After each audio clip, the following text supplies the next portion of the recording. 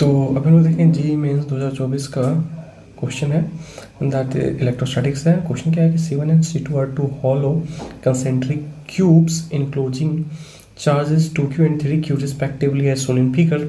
The ratio of electric flux passing through C1 and C2 is right. So first क्या कर रहा है ये कि मतलब अगर हम यहाँ बात किसी चीज़ की कर रही है कि एक चार्ज है और इनक्लोज्ड है, ठीक है, और फ्लक्स की बात कर रहे हैं, तो जहाँ फ्लक्स की बात हो रहा है और चार्ज इनक्लोज है तो यहाँ कौन सा लॉ लगता है हमारा? Gauss law, right. कौन सा लॉ? Gauss law. और गॉस लॉ क्या कहता है कि अगर कोई चार्ज, ठीक है, किसी भी सरफेस के अंदर कोई चार्ज क्या है? इनक्लोज्ड है, ठीक है, तो इससे जो फ्लक्स निकलेगा इस वाले सरफेस से जो टोटल नेट फ्लक्स होगा that phi equal to charge enclose, जो जितना चार्ज इसके अंदर इंक्लोज है, and by epsilon not, right.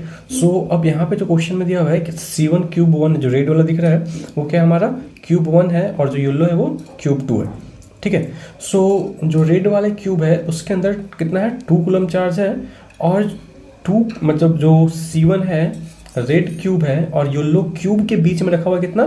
3 coulomb charge, right. सो जो अब यहाँ से रेशियो पूछ रहा है कि जो 2 कूलम चार्ज रखा हुआ है किसमें? रेड वाले क्यूब में, तो उससे कितना हमारा जो निकलेगा, उससे जो हमारा फ्लक्स निकलेगा फाई इक्वल टू क्या हो जाएगा? क्यू अपॉन एप्सिलॉन नॉट, तो 2 क्यू अपॉन एप्सिलॉन नॉट। उस वाले क्यूब के अंदर कितना चार्ज है? नेट चार्ज है 2 क्यू, ठीक है। फाई C1 और फाई C2 की बात करें तो इससे जो निकलेगा हमारा फ्लक्स वो कितना हो जाएगा?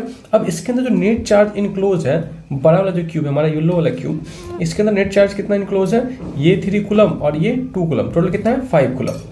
So net charge upon epsilon not, ठीक है। हमें क्या करना है? रेशियो निकालना है phi C1 upon phi C2 का, तो क्या हो जाएगा? 2q अपॉन एप्सिलॉन नॉट और 5q अपॉन एप्सिलॉन नॉट। सो ऐसे एप्सिलॉन खत्म, क्यू खत्म।